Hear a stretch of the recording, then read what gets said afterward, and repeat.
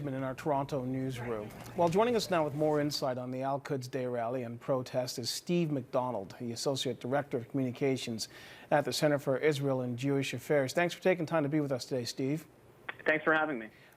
Look, the rhetoric that's being spewed at these Al-Quds Day rally is pretty standard. We hear it every year. There was a difference this year, though. The Ontario government, or the administrators of the government, said that they were not allowed to gather on the lawns of Queen's Park. What did you make of the fact that that was pretty much ignored?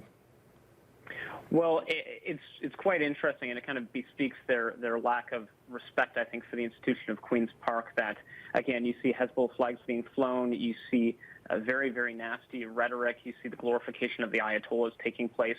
I have to give substantial credit to Sun News for raising this in the public eye. 2 years ago, the organization I work for, the Center for Israel and Jewish Affairs, filmed this event.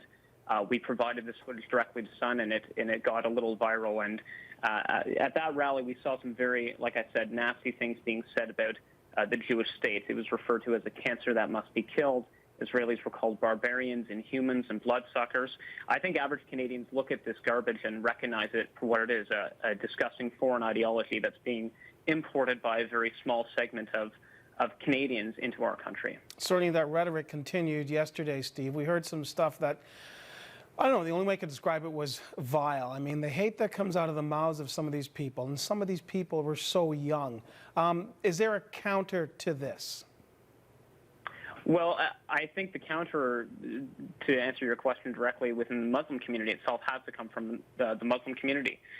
When you listen to the likes of Tariq Fatah and Urshad Manji and other brave Muslims who have condemned this sort of vicious anti-Semitism coming from segments of the Muslim community, you realize that it's a problem that can only be addressed within that community. What we can do as Canadians, I think, is expose it for the public to see, is condemn it for what it is, and call on responsible officials such as those operating Queen's Park to make appropriate decisions governing the use of space. Steve, is it incumbent upon the government to take a stand here and say that we can't allow this type of hate to be perpetrated on our city streets? Forget the fact that they were not issued a permit to gather in City Hall and they still showed up.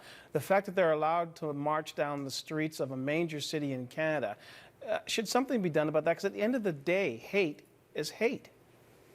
Well, what bothers me more, I think, than the rhetoric is what else is going on in this movement. And the fact is that the Iranian government increasingly, according to reports, is looking for ways to extend its ideology into Canada through Iranian expats and through segments of the Muslim community.